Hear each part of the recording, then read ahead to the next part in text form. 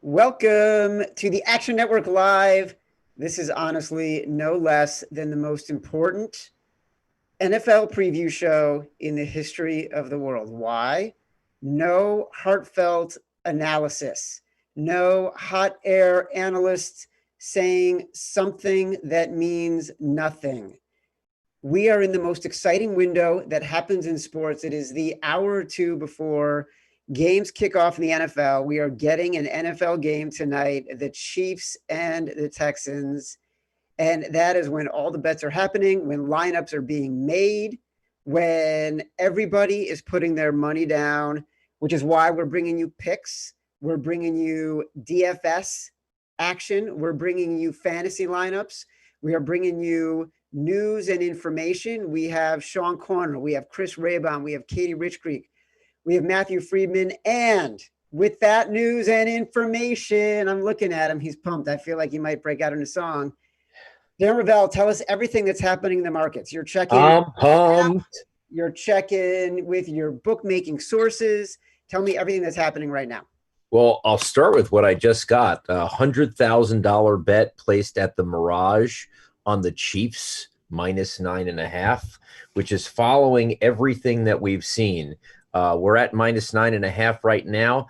Since 2002, when the game has been a standalone game in the NFL, this is now, if it kicks off at this, and it looks like it has, it's stabilized all day, this is now the greatest underdog the Houston Texans are since the standalone game was created in 2002, topping the Chiefs, who were an underdog against the Patriots in 2017 to open the season. But despite that, people, Chad, cannot get enough of the Chiefs as 9.5-point favorites. We're looking at some of the numbers here at PointsBet. 77% of the money on the spread is Chiefs 9.5. Even the money line, this is crazy. So minus 440 you're getting if you think the Chiefs are going to win straight up. 86% of the money. I mean, take a shot on the Texans. I mean, no one's even giving them a shot. I would say there's one thing that's intriguing to me on the total. The total has been over all day. 54.5 is the largest. It's gone between 52.5 and 54.5. BetMGM, who has a 54.5 number, actually told me that 29% of the bets are on the over, but 49 are on the under, but 49% of the money is on the under, indicating obviously there's some sharp action on the under. That hasn't got them to change the number off 54.5, which is still the largest out there. The biggest bet on the total that we've seen is at William Hill, $12,000 on the under. And now to the big bets. South Point, Jimmy Vaccaro. Hold on. Okay. Take a breath, man. Like, A, I want to ask you the question, what are the big bets? B, the one thing that's really interesting, and we're going to dig deep in this as we get further along, is like the money coming in on the Chiefs, the bets coming in on the Chiefs, the interest level on the Chiefs. It's coming in from professionals too. And I know Raybon and Corner and Friedman, we're all going to talk about that. It's in defiance of every axiom, which is when you get of the money and you got a huge favorite, you go walk the other way and you go on the Texans. Now, we're going to talk about that later. Give me the big bets and do it fast because I got to get to Katie Richcreek. Hold on. You just mentioned I spoke to Johnny Avello at DraftKings, and he said normally you fade the Super Bowl champ at the first week of the next season.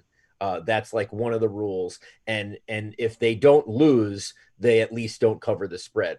Okay, let's go to the big bets. Jimmy Vaccaro, he's one of those guys that doesn't have to call anyone to take the big bet. There's no like, oh, we need an override. $100,000 on the Chiefs money line to win 22,000. We also have the big bet from the Mirage that came in 110,000 on minus 9.5 Chiefs at the Westgate. Minus 9.5, the biggest bet they've taken, 17,000 to win 15,500. And if there is, obviously these books need the Texans to cover and hopefully win for their liability's sake, just because of parlays and teasers and everything else. And finally, I'm going to leave you with the most lopsided prop. DraftKings says their most lopsided prop is Tyreek Hill as the leading receiver above over Will Fuller. 90% of the money is on Hill. All right, so Darren, we're going to have a constant camera on you because you're going to be working your phone, looking for action, looking for news, looking for information. You will have break-in privileges anytime there is something interesting going on. I'm sure Raybon, Corner, and Friedman are going to love that. Let's go to our NFL boss, Katie Rich Creek. One thing that the internet doesn't lie about is it tells you and it tells us exactly what you want. Katie is keeping track of all that right now. She knows exactly what you want the most based on what you are reading in the Action Network universe right now. Yep. Thanks, Chad. We've published a whole suite of stories since the beginning of the day, but since this morning, the interest has been super steady on Sean Corner, who is on this podcast or on this show, and his take on the spread and the total. So you'll hear more from him later. And to Darren's earlier point, people are super interested in the sharp action at this point. Now that we're getting closer to kickoff, we've seen an uptick in traffic to our sharp report, which details how sharps came in on the under this afternoon. Saw it drop from 55 to 53.5. That's now back up to 54.5, depending on the book. But yeah, our public betting data backs up what Darren had mentioned about BetMGM. 65% of bets are on the over, but 65% of the money is on the under. So we'll keep monitoring that throughout the night. You as well as Darren, you have break-in privileges. If something is dramatically changing on the site, I know you are going to be watching nonstop SMI out of the corner of my eye. You let us know, keep us posted. Do not have a fear. Guess what it's time for? It is time for picks. Everybody wants picks. That's all anybody wants. I got Raybon. I got Sean Corner, two of the smartest guys we have at the Action Network. We're going to talk all about the picks. Raybon, I'm going to you first. Light it up. Tell me what you're thinking about this game. Tell me what you're thinking about the sides first. I'm going with the Chiefs at -9.5. I think that when you look at the Chiefs, they are the strongest team in the NFL, really. Patrick Mahomes really sets them apart. I have this power rated at 10.5. So I was glad to get, on the other side of the key number of 10. And you look at Andy Reid and Patrick Mahomes, that marriage has produced an 18-11 against the spread record as a favorite. You don't see things like quarterbacks and coaches cover as favorites on that level outside of maybe Brady and Belichick. And small sample trend of the week, Andy Reid is 5-2 in week ones with the Kansas City Chiefs against the spread. So a lot of factors beyond just the raw projection analytics kind of backing up the Kansas City Chiefs in this spot. I'm surprised you did not mention the fact that Andy Reid is coming off a bye. Well, it's a really long bye, but that's why I kind of mentioned the week one. I think it's a little different week one, but yeah, Andy Reid with extra time to prepare, always excellent. And keep in mind, there's been a lot of talk about how continuity is going to be important in this, COVID pandemic off season. Well, the Chiefs are returning pretty much every starter on the offensive side of the ball. So they should be ready to go. All right. So tell me what you're thinking for cash game. Tell me what you're thinking for GPP. I know you're focusing a lot on DFS and there's a lot of talent on the field tonight. Yeah. So for cash games on DraftKings, I think you have to go with David Johnson in your captain spot, because what that does is that allows you to get in Patrick Mahomes, Deshaun Watson, and Clyde Edwards-Helaire into your lineup. And anytime you're, creating a cash game lineup, the first focus is always going to be to try to get the quarterbacks and the two top running backs in the lineup so you can get as much of both teams' production as possible. So like David Johnson in the captain spot, I know Sean's got some guys that he's focused on that will kind of fill out the lineup. So I'll let him talk about that. But for GPPs, I think a couple of interesting guys. One is Jordan Aikens, the tight end for the Houston Texans. I think Jordan Aikens is going to have a big year. Actually, he's been the star of camp. They wanted to use more 2 tight end sets. That's been a real focus of theirs, even though the headlines were kind of Brandon Cooks and all that. They want to use a lot more 2 tight end sets. And Aikens actually ran a route on 61% of the dropbacks, which was more than Darren Fells, who's about 53%. So I expect Aikens to be the number one. And then like the cheapest guy you can possibly play. Everyone always asks for this. And like this, keep in mind, this is like a 1 in, chance of like getting a touchdown or something, but 200 hours, Nick Keiser, active, had a big camp, should be the second tight end replacing Blake Bell from last year. Ricky Seals-Jones inactive. So Nick Keiser's the guy at 200 hours if you're looking for the absolute cheapest guy that's going to get on the football field tonight. Bing, bing, bing, bing, bing. Oh, Darren's got an interruption. A guy has gone up to the counter at the Aria, a casino player, I'm told. He placed 3 $100,000 bets. Chiefs total under 53.5.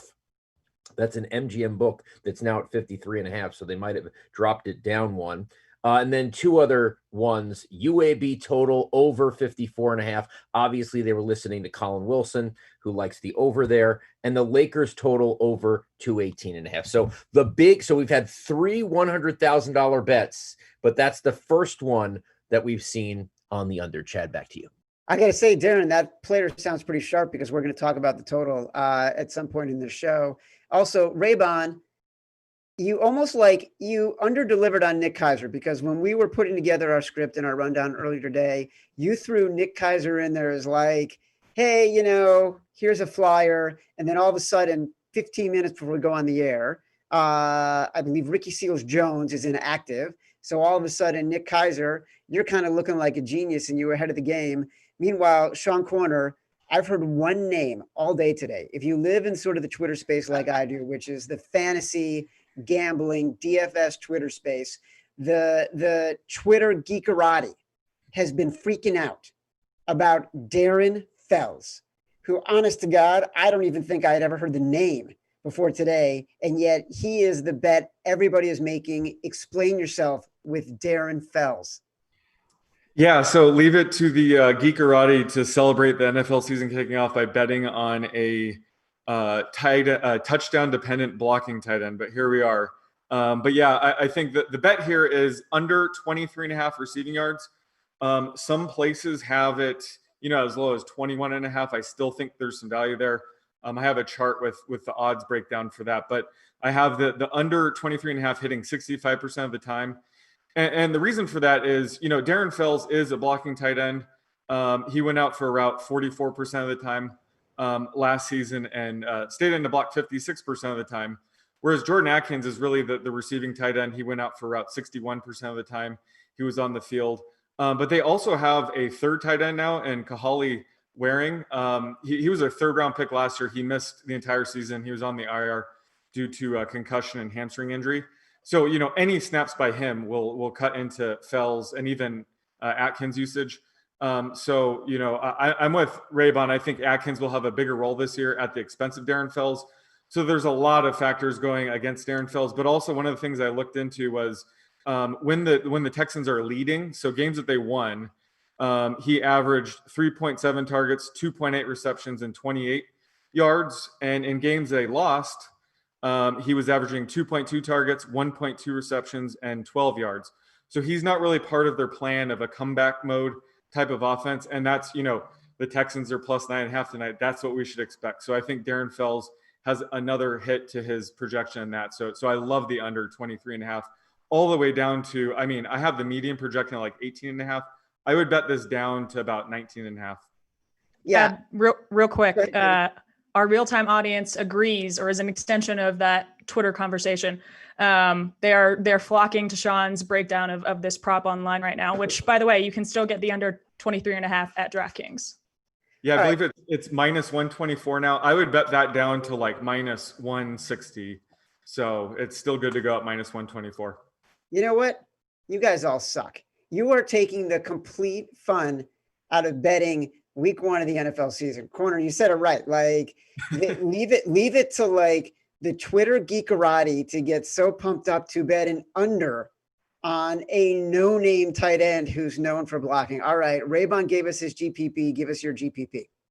So I'm going to go over a GPP lineup that I like. I think it'll pretty much cover all the bases for this slate. But I have Tyreek Hill in the captain slot. He has one of the highest ceilings in the NFL. So a slate like this with a ton of talent, I like to get the highest ceiling possible in the captain slot. So I have him there. And then you got to pair him up with his quarterback. So I have Patrick Mahomes in there. And then, I have Deshaun Watson and Randall Cobb. I think they're a sneaky stack tonight. I think that the Chiefs might double team Will Fuller. Brandon Cooks was brought in to kind of be the other guy that's, vertical threat to stretch this offense a bit post DeAndre Hopkins, but he's dealing with a calf injury. So he's going to be pretty limited tonight. So I think Kenny Stills will mix in more.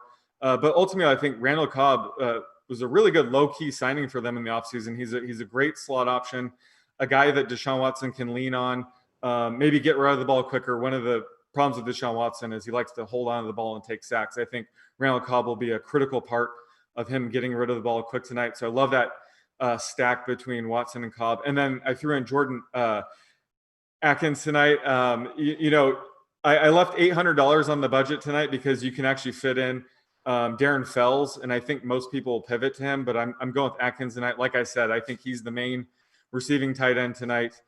So he could sneak in for a touchdown tonight. So that's my stacks right there. And then I have Daryl Williams in there, who is the free square of the night at 1,800.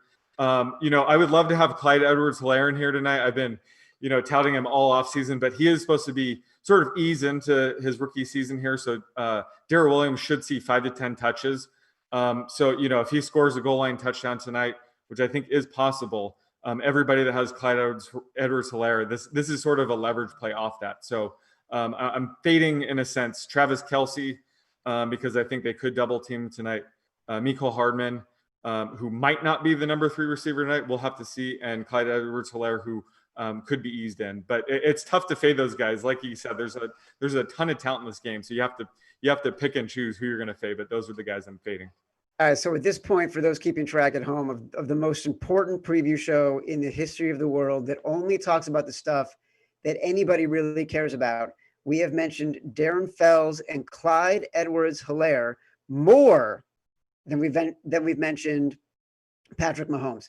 Who says that we could not do this in prime time? That's all I have to say. Those are clearly smart editorial decisions. Corner, do you have a slate buster that you want to share with us? Yeah, so another guy that you're going to love talking about, but the guy that if he goes off tonight will ruin a ton of fantasy lineups in showdown slates is Demarcus Robinson. I think a lot of people, myself included, are assuming that Mecole Hardman will step into that number 3 receiver role tonight. But if Demarcus Robinson does have a prominent role tonight or finds the end zone, he's going to be very low owned, 5 to 10%. So if you want leverage against the field, again, I'm not recommending him as a play, but if you want leverage against the field, where if something were to happen, it would ruin everyone's lineup, it would be Demarcus Robinson going off tonight. Chad, real quick on the fantasy front, for season-long players, people are coming to Sean for advice on their first start sit decisions of the year. He's got his week 1 tiers up on the homepage of our site right now and in the app.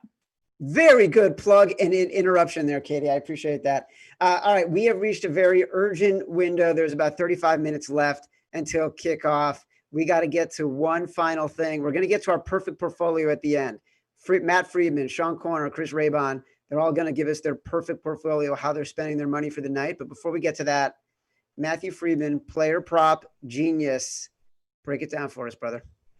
All right, so before we actually get into the 2 that I really want to talk about, there's one that I just saw pop up on DraftKings. The day of the games, they normally post these fantasy point props. And I think the one that right now offers the most value is under Deshaun Watson, 23.5 points. If you look in the Fantasy Labs models, we have that closer to 21 points. I personally have that projected a little more to 20. So the fantasy point props historically have been a little bit softer, even just a little more exploitable than the regular player props. So something to keep an eye on. Okay. The big prop that has me maybe most excited is Tyreek Hill. Over 70.5. And what is really great about this is the matchup that he has. He is going against slot cornerback Vernon Hargreaves III, who over the past 4 years has been if not the worst cornerback in the league, certainly one of the worst in the league. To put some numbers on this, Tyreek Hill in his 4 years in the NFL has averaged 10 yards per target. All of the wide receivers who have gone against Vernon Hargreaves have averaged 9.1 yards per target. So he's basically made all of the guys facing him look like a 90% version of one of the best wide receivers in the league. Like, what is going to happen when the best wide receiver actually faces him? And the thing is, Andy Reid is so smart in the way that he schemes his players open. Tyreek Hill will probably play the majority of his snaps in the slot. It's not to say that he would have to, like in any other game, they maybe split him out wide, but in this particular matchup, they're going to seek to leverage this vulnerability in the Texans defense. So Tyreek Hill going against Hargreaves, I think this is a great spot. Normally I don't like to bet overs, but this is one of the overs I have to take, because Hill versus Hargreaves, it does not get any better for a wide receiver than this. All right, give me your next one. Okay, the next one I have is Clyde Edwards-Helaire. And again, I'm taking the over, which I normally don't like to do, but this is just such a great spot. Edwards-Helaire is, I'd say, already one of the better pass catching backs in the league, maybe top 6, and we haven't seen him play a game yet. But in college, the things that he was able to do at LSU as a receiver, they were things that only like Brian Westbrook, like Christian McCaffrey, guys like this are able to do. Being split out wide, playing in the slot, running wide receiver caliber routes out of the backfield. Given that they spent a first round pick on him, and that Andy Reid already has a penchant to use running backs in the passing game, I think we're going to see him go over 3 receptions, 3.5 receptions. If this number were at 4 receptions, I would probably stay away, but over 3.5 for me, it's a total smash. The best part is, as good as Clyde Edwards-Helaire is, the linebackers he's going up against in coverage are probably worse. I mean, I can't Benderrick McKinney, Zach Cunningham. These guys are run stopping linebackers. They're not coverage linebackers. They were 26th in Football Outsiders pass defense DVOA last year. So just an absolutely fantastic opportunity in week 1 for Edwards-Helaire to go over his receptions prop of 3.5. All right, Friedman, you did my favorite thing on the show so far, which is completely found like an urgent note to make about a new bet, a new market in the fantasy points bet you can make.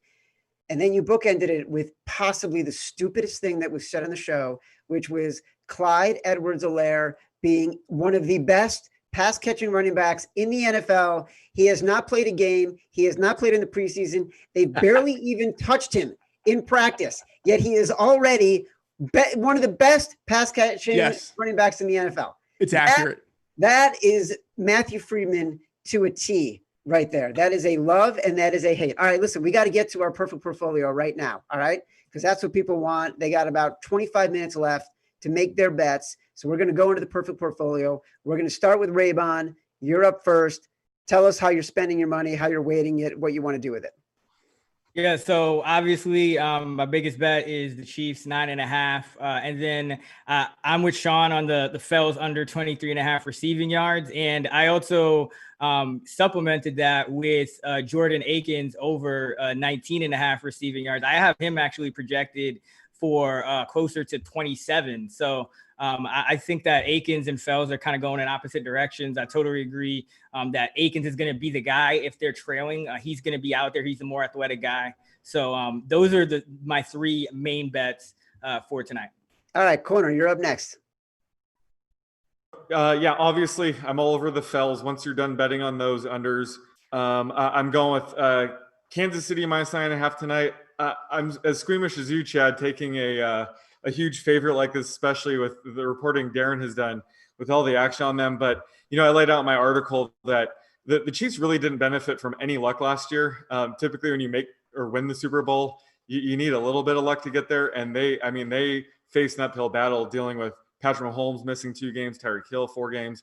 So they're actually, it's scary to think they could actually be much better this year. So that's why I'm on them. Again, the Texans also benefit greatly from good luck last year to meet their 10-6 record. So that's why I'm on them in this matchup. I don't care if it seems like a fish play. And the other one is David Johnson to be the first touchdown scorer. I took it at 13-1 odds. I have this closer to 10-1. So I'd probably only bet it down to about 12-1. But, you know, the weakness of this Chiefs defense is their run D. So, you know, early in the game, the Texans should be able to move the ball. David Johnson is their goal line back. So I think if they do score first, I think David Johnson will be the guy scoring a touchdown. These odds are way too high. So I took him at 13-1. All right. Well, if it's a fish play, we're all swimming in the same ocean because I did it, because you and Raybon did it. Friedman, let's see if you can redeem yourself. Tell me your perfect portfolio. Talk mean about someone. You're good at that. Darren Fells sucks. Bet the under. Bet all the unders on Darren Fells. And one more, I should say, I wasn't really planning on taking a position on the cider total, but given some of the action that we saw and given that the under was available at 54.5 at BetMGM, I have taken a nibble on that. The 36-24-1 Arrowhead under in the Reed era is just a little too enticing for me to pass up. Very good. What about the rest of your portfolio?